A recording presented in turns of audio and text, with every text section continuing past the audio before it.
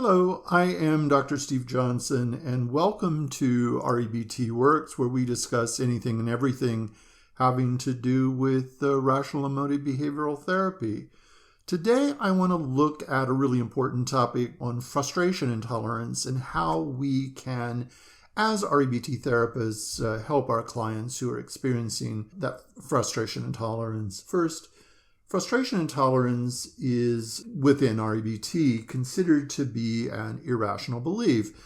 And if you don't know much about REBT, it distinguishes a core belief from derivative beliefs, where a core belief in the model is demandingness, which is usually exemplified by words in English as should, ought, must, have to, and need.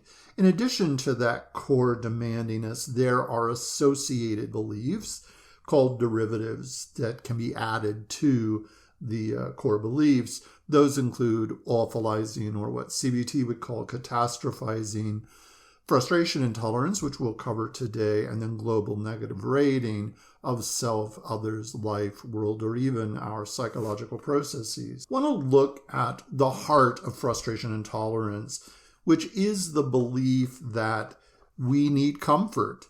Not just desire comfort, but that we actually need it. That's why frustration intolerance is often called discomfort anxiety. It is evidenced in beliefs such as, I can't stand this is too much, this situation is unbearable, or there is just no way to tolerate this, it is utterly intolerable. It's not uncommon to have discomfort anxiety or frustration intolerance about a number of things, such as pain and adversity, someone's negative view of us, physical conditions, and on and on. People have frustration intolerance about situations that may not necessarily cause an inordinate amount of pain or discomfort, such as, I can't stand it when we run out of my favorite coffee, or I can't tolerate long, unproductive meetings. I can't handle getting a parking ticket when I am only late getting to my car by about 5 minutes. So clearly, we can have frustration intolerance about relatively innocuous events that don't involve much pain or really much discomfort at all. People often and erroneously believe that there's only so much frustration or only so much discomfort that they can handle. In other words, there's some kind of quota, I guess, of frustration beyond which we cannot stand. And perhaps in terms of frequency, if it happens too frequently, it becomes intolerable.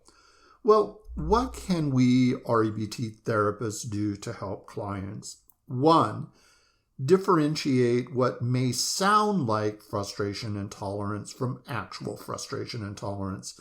Sometimes we say we can't stand something, but we don't use it or we don't mean it in that literal sense. We're just saying we don't like it, and that isn't the way frustration intolerance that REBT is talking about.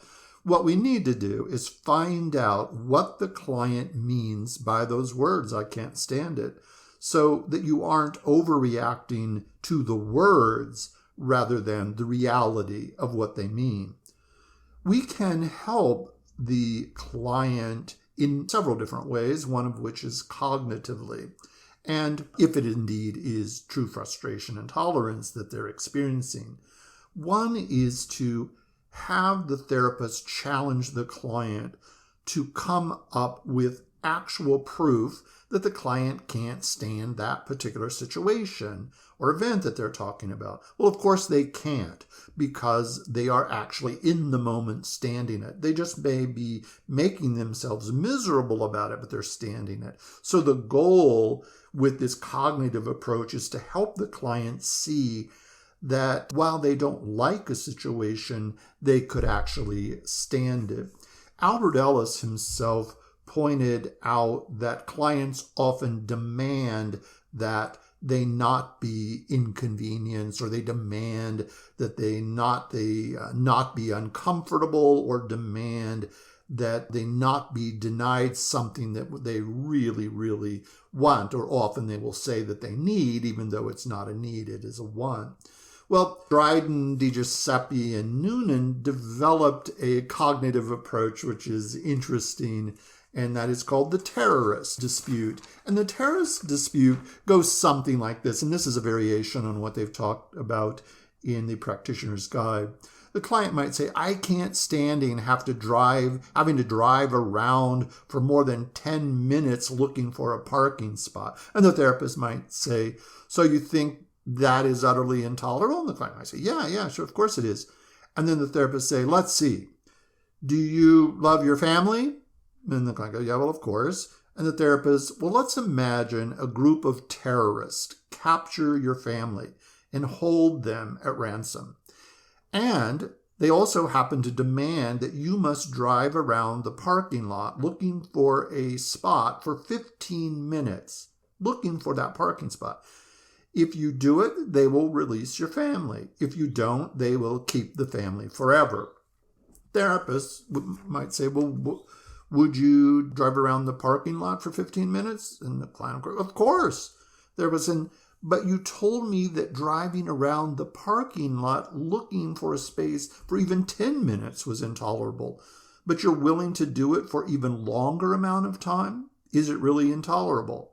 Well, the client might but they may say, yeah, well, now I see what you're getting at. It's not really that intolerable. So the therapist says, if you can tell yourself you don't like it, but you could tolerate it for your family, can you tell yourself the same for your own mental health? So you see what we're doing. We're showing that it's really not tied to reality there. They would actually tolerate something if the price was high enough. So, which literally means that they can tolerate it, and they would tolerate it under some circumstances.